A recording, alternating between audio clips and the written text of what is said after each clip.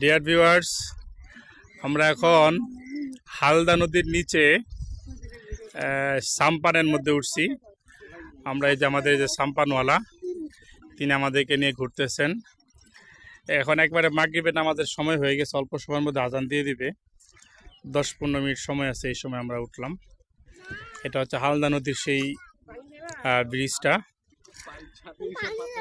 এই হালদা নদী, এটা হচ্ছে কর্ণফুলী নদীর একমাত্র সবচেয়ে বড় শাখা নদী।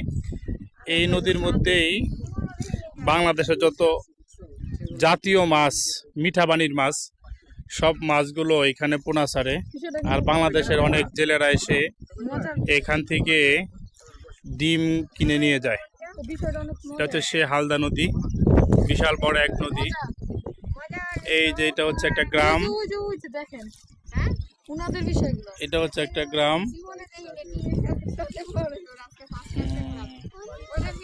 এটা হচ্ছে একটা গ্রাম, হালদা নদীর পাশে গ্রাম।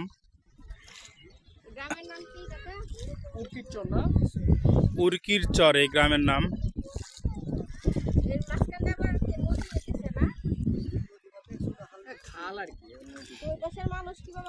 বিশাল বড় নদী। আর এখানে যে ব্রিজটা দেখতেছি আমরা, এই ব্রিজটার মধ্যে উপর দিয়েই চিটাগাং, রাঙ্গামাটি এবং বান্দরবনের যোগাযোগস্থল, সংযোগস্থল। এই ব্রিজ দিয়েই রাঙ্গামাটিতে এবং বান্দরবনে মানুষ আসা যাওয়া করে। এখান থেকে প্রায় বান্দরবনও তো, হ্যাঁ বান্দরবনও না, রাঙ্গামাটি আমরা গেলাম ওদিক দিয়ে, এই রাস্তাতে যাওয়া যায়। এখান থেকে 40 কিলোমিটার সামনে সিএনজি দিয়ে গেলে এক পাশে, বাম পাশে হচ্ছে রাঙ্গামাটি রাস্তা আর ডান পাশে হচ্ছে বান্দরবনের রাস্তা। এখান থেকে একটা সিএনজি ভাড়া হয় 250 টাকা 300 টাকা।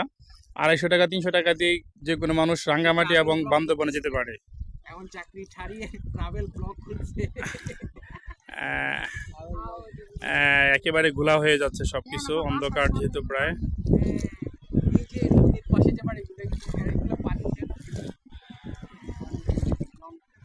বর্ষা মৌসুমে তো জায়গা নেই, ডুবে যাবে জল।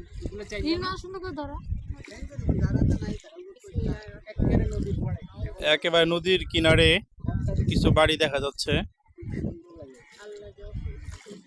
ওই যে কিছু ছোট ছোট বাচ্চা দেখা যাচ্ছে, এখনো নদীর মধ্যে গোসল করতেছে। চাপ দিয়ে নদীর মধ্যে গোসল করেছে।